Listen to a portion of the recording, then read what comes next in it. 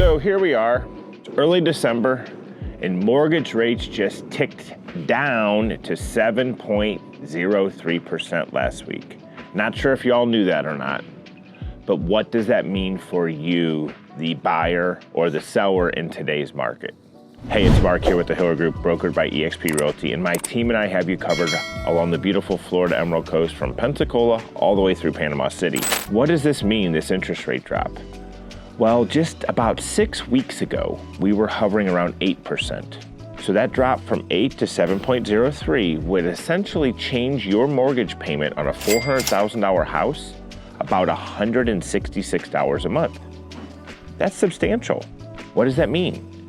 Well, that means affordability has come back into play for a lot of buyers that are sitting on the sidelines now.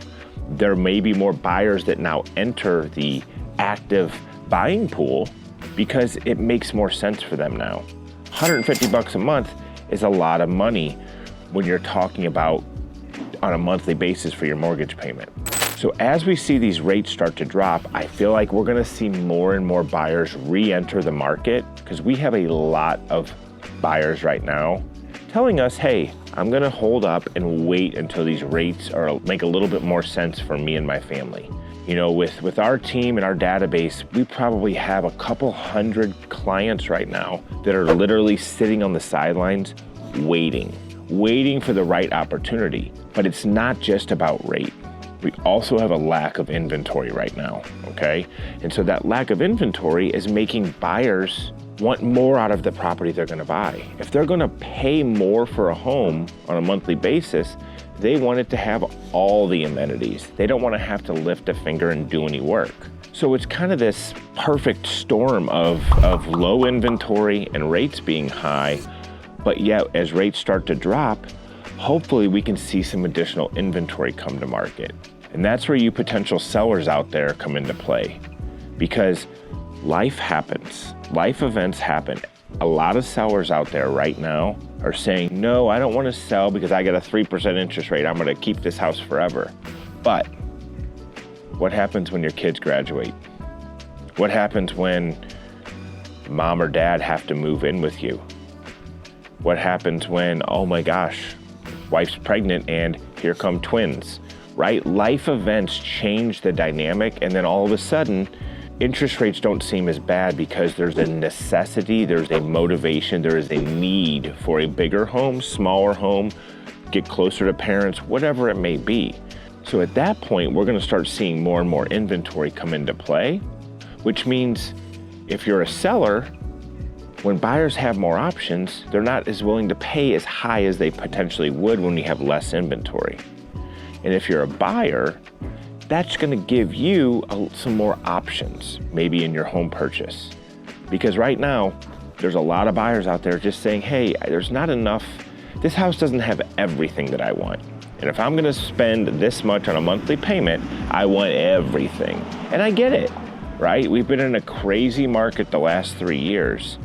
But when you see these interest rates kind of go in a pretty dramatic way in one direction or the other, you have to watch what happens. And typically what's gonna happen probably over the next couple weeks is mortgage rate applications would tend to go up as rates fall.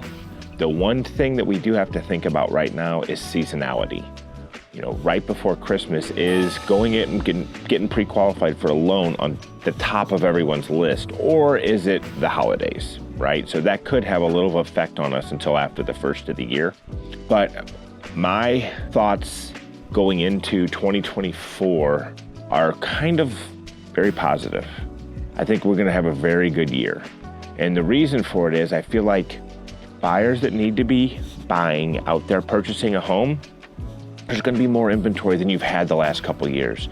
Yeah, you may be paying a little bit more on interest rate, but one thing I need you to think about, the 30-year average for a mortgage in the US is about 5.8%. So if we're about at 7 right now, okay, we are closer, we're only about 1.23 away from that average, or 1.5, right, away from that 30-year average. Now, if you deduct that 1.5% off of let's say the 30-year average, that brings you down to 4.3. Well, rates were way lower than that before.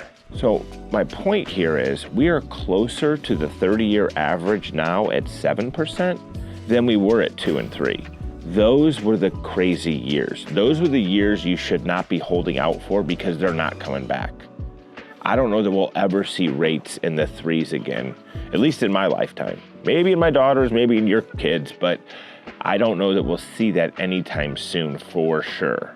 So the more you can think about the need to move, what is your motivating factor, and always remember, you can buy the rate down. You can refinance later, okay? Those are things to think about. And if you're a seller, one of the things you need to think about is if you hold on, if you're waiting right now, you could wait too long. We don't know what the inventory is going to look like. We always have more inventory in the spring. And if you wait, if you have to sell right now, my suggestion is get that house on the market. There's less inventory right now than there's going to be in March and April. So you have a better chance of selling faster, potentially for more money, because right now the buyers that are out there are serious about buying. Hope this was helpful. Hope you guys have a great holiday season, and holler if you need anything.